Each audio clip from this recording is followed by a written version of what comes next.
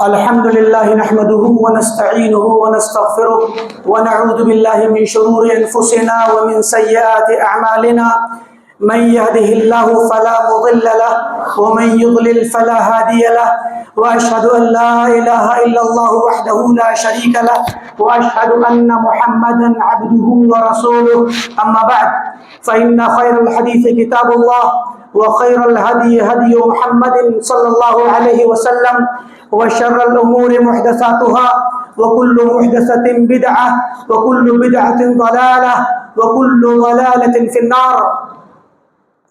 قال الله تعالى: لن ينال الله لحومها ولا دماؤها ولكن يناله التقوى منكم. محترم حاضرین صلاۃ عید، بزرگان دین، نوجوانان ملت اور خواتین اسلام، آج کا دن سال بھر کے ایام میں سب سے بڑا اور عظیم الشان دن ہے. اسلام نے اس دن کو بڑی اہمیت دی ہے. اس دن کا نام یوم النحر ہے، ذبح کا دن، جس دن مسلمان اللہ تعالیٰ کی خاطر، اللہ کی رضا کے لیے، اس کی خوشنودی کے لیے، اس کا تقرب حاصل کرنے کے لیے اور اپنی توحید کا اعلان کرنے کے لیے، اپنی عبادت کا، اپنی بندگی کا اعلان کرنے کے لیے اور ہمہ تن اپنے آپ کو اللہ کے حوالے کر دینے کی مثال پیش کر دینے کے لیے آج کے دن مسلمان جانوں کی قربانی دیتے ہیں. اپنے مال کے ذریعے پرورش کیے ہوئے جانوروں کو خرید کر اور شریعت اسلامیہ کے بتائے ہوئے طریقے کے مطابق، ان شرائط کے مطابق اور ان اوصاف کے مطابق ان کو لا کر اسی طریقے سے ذبح کرتے ہیں جس طریقے سے پیارے نبی صلی اللہ علیہ وسلم نے بتلایا. آپ کی سنت تھی، صحابہ اکرام کا طریقہ تھا. میرے عزیزوں، یہ قربانی، یہ ذبح کرنا کسی جانور کو کاٹنا نہیں ہے، بلکہ یہ قربانی ایک بڑی ہی عظیم الشان یادگار ہے. وہ یادگار ابراہیم علیہ السلام کی ہے، جن کو اللہ تعالیٰ نے طرح طرح سے آزمایا. ان کے مال میں، ان کی جان میں، ان کے بچوں میں، ان کی بیوی میں، ان کے ساتھ بڑے بڑے امتحانات گزرے. اور وہ نبی تھے جو اللہ کے چنندہ تھے، اللہ کے خاص نبی تھے، ایسے بزرگوار تھے جن کو اللہ نے خصوصی انعامات سے نوازا، جن کے ڈھیر سارے اوصاف اور خصوصیات بیان کی، اور انہیں واتخذ اللہ ابراہیم خلیلا، ابراہیم علیہ السلام کو اللہ نے اپنا خلیل بنایا. خلیل یہ محبت کا سب سے خاص مقام ہے. اس مقام پر ایک سے زیادہ شخص آ ہی نہیں سکتا، لیکن ابراہیم علیہ السلام کے بعد اگر کوئی اس مقام کو پا سکا تو ہمارے پیارے نبی محمد عربی صلی اللہ علیہ وسلم ہیں، جن کو اللہ تعالیٰ نے ابراہیم علیہ السلام کے بعد اپنا خلیل بنایا.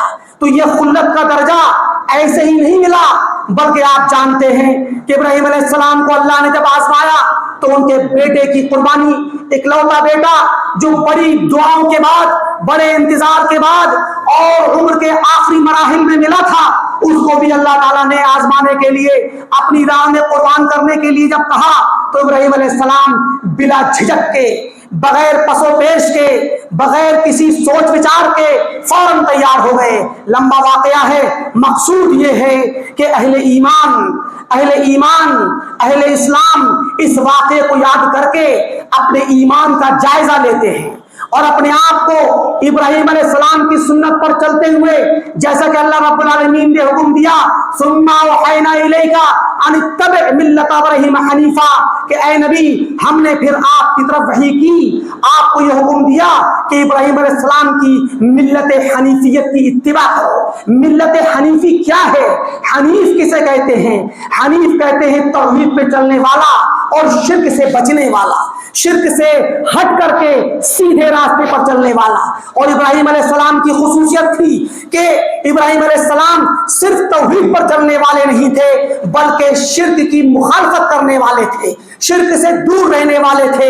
اسی لیے اللہ رب العالمین نے ابراہیم علیہ السلام کے بہت سارے اوصاف گنوائے. ان ابراہیم کان امۃ قانتا للہ حنیفا وما کان من المشرکین, اور فرمایا ولم یکن من المشرکین. تو یہ ابراہیم علیہ السلام کو شرک سے بچنے والا قرار دینا اور حنیف قرار دینا یہ آپ کی خصوصیت ہے. اور اسی خصوصیت کے لیے اللہ رب العالمین نے اہل اسلام کو اس سنت کا پابند بنایا. وَتَرَكْ وَفَدَيْنَاهُ بِذِبْحٍ عَظِيمٍ وَتَرَكْنَا عَلَيْهِ فِي الْآخِرِينَ, کہ ہم نے ان کو ایک بہت بڑا فدیہ دیا ایک جانور کا, اور اس کے بعد ان کے بعد آنے والوں میں ان کی سنت کو چھوڑ دیا, زندہ رکھا تاکہ لوگ ان کی اقتدا کریں. میرے عزیزوں, یہ جو قربانی ہے یہ ایمان کا امتحان ہے, یہ اس بات کا امتحان ہے کہ ہم اللہ کے نیک بندے ہیں, اللہ کی خاطر اپنا مال خرچ کر سکتے ہیں, اپنی جان خرچ کر سکتے ہیں, اللہ کی خاطر ہم جانوں کو ذبح کر سکتے ہیں.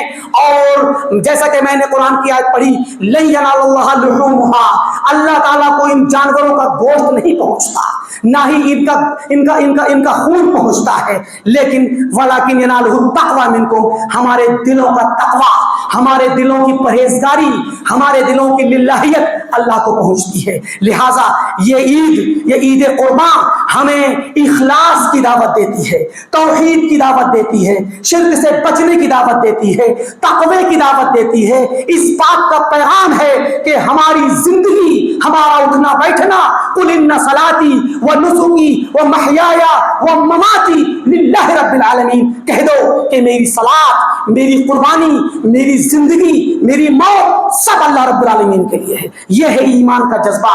اصل مقصد اس قربانی کے پیچھے اپنے آپ کو اللہ کے حوالے کرنا ہے, اپنے ایمان کو پاک کرنا ہے, صاف کرنا ہے, اور اپنے ایمان کو صاف کرنے کے بعد توحید کا اعلان کرنا ہے.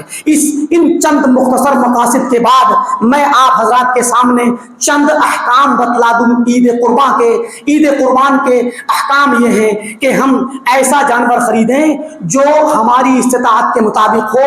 ہمارے جو اللہ نے ہمیں وسعت دی ہے, جن لوگوں کو وہ قربانی کریں, جن کے پاس قربانی کرنے کی وسعت نہیں ان کے لیے کسی طرح کی کوئی پریشانی کی بات نہیں, اور انسان اپنی استطاعت کے مطابق قربانی کرے, اچھا جانور لائے.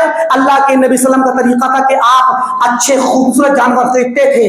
حدیث میں آتا ہے کہ اعطی بکبشین املحین اقرنین, بڑے خوبصورت اور سینگ والے, بلکہ بعض روایتوں میں ہے کہ کانا یجلس فی سواد ویمشی فی سواد وینظر فی سواد, یعنی سفید کلر کا اور کالے چتکبرا, اس کا پیٹ کالا تو زمین پہ بیٹھتا تو سیاہی میں بیٹھتا, اور دیکھتا تو سیاہی میں دیکھتا, یعنی آنکھوں کا کلر بھی کالا تھا چہرے پہ, اور بیٹھتا, اور ایسے ہی جب چلتا تو چلتا بھی سیاہی میں, یعنی پیروں میں سیاہی تھی, باقی جسم کالا تھا. تو گویا چتکبرا ہو, خوبصورت ہو, جو ہماری استطاعت کے مطابق ہو.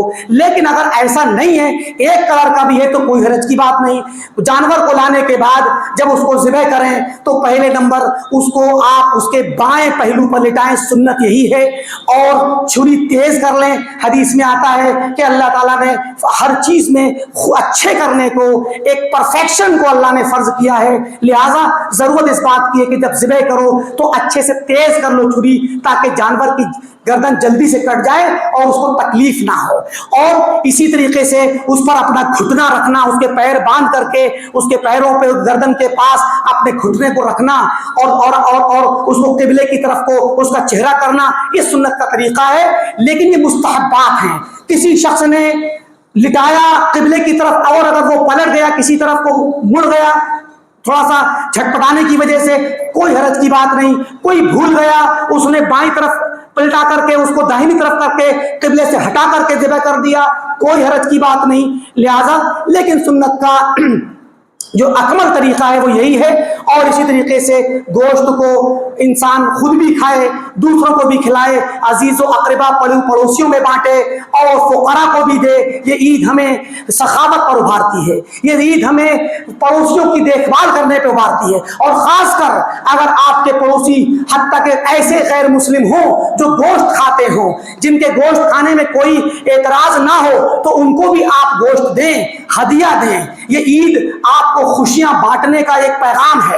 صحابہ اکرام کا طریقہ تھا اور سلف کا طریقہ تھا کہ وہ ایسے موقع پہ اپنے پڑوسیوں کو، غیر مسلم پڑوسیوں کو بھی دیا کرتے تھے۔ لہٰذا یہ محبت کا پیغام ہے، یہ الفت کا پیغام ہے، سماج کے اندر خوشیاں بانٹنے کا پیغام ہے، اور مسلمانوں کی طرف سے ایک سخاوت کرنے کا پیغام ہے۔ آخری بات یہ کہوں گا کہ مسلمان قربانی کریں پورے طریقے سے اسلامی آداب کا لحاظ کر کے، اور ان جانوروں کی کریں جن کی اجازت شریعت نے دی ہے، اور ان چیزوں سے بچے جن سے فتنہ ہوتا ہے، جن سے گورنمنٹ نے یا بعض فرقوں یا بعض لوگوں کے جذبات کو ٹھیس پہنچتی ہے۔ ایسی چیزوں سے بچنا چاہیے، کیونکہ شریعت نے آپ پر ایک جانور فرض نہیں کیا، آپ کو آپشن دیے ہیں، لہذا آپ ان آپشن کے اعتبار سے قربانی کریں اور سماج میں محبت کا پیغام پھیلائیں۔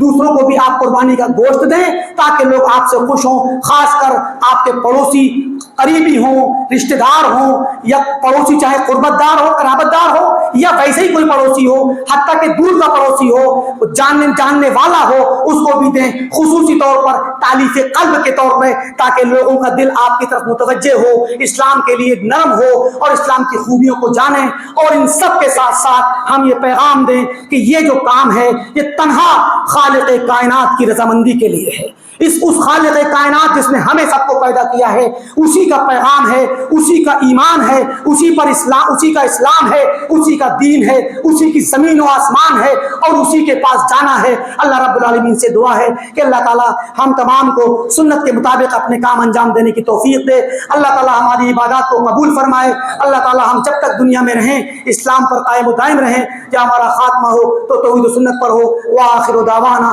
الحمدللہ رب العالمین، والسلام علیکم ورحمۃ اللہ وبرکاتہ۔